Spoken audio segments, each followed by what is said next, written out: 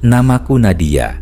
Aku lahir tahun 2003. Setiap musim panas, kami selalu pergi ke Samarkand untuk mengunjungi nenek. Tapi musim panas tahun ini berubah jadi mimpi buruk yang tak akan pernah kulupakan. Seorang teman dekatku, kakaknya baru saja meninggal di Dubai. Bukan dia yang pulang, tapi jasadnya.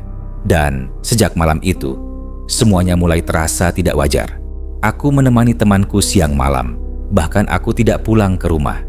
Malam setelah pemakaman, sekitar pukul 03.20, dia membangunkanku dengan wajah pucat dan tubuh gemetar. Sambil menangis dia berkata, "Dia hidup, kakakku hidup, dia minta diselamatkan, dia ketakutan, dia kesakitan, aku harus pergi ke sana."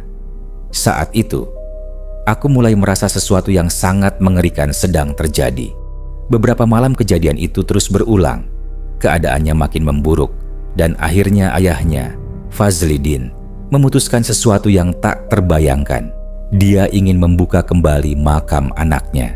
Saat makam dibuka, mereka melihat sesuatu yang tak pernah dilihat sebelumnya.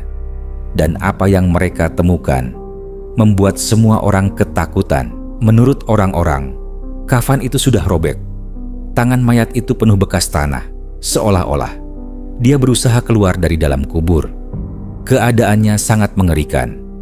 Mereka bilang itu adalah azab kubur. Dia tidak tahan dan mencoba keluar. Kabar itu menyebar ke seluruh desa. Semua orang tahu, kecuali satu orang. Temanku tidak pernah diberitahu kebenarannya. Dia hanya diberitahu bahwa kakaknya sudah tenang. Tapi dia tetap tidak percaya. Dia bahkan memberikan telepon kepada ayahnya dan berkata, "Kalau kakakku takut, suruh dia telepon aku." Sejak saat itu, aku sadar beberapa kejadian dalam hidup lebih menakutkan daripada mimpi buruk.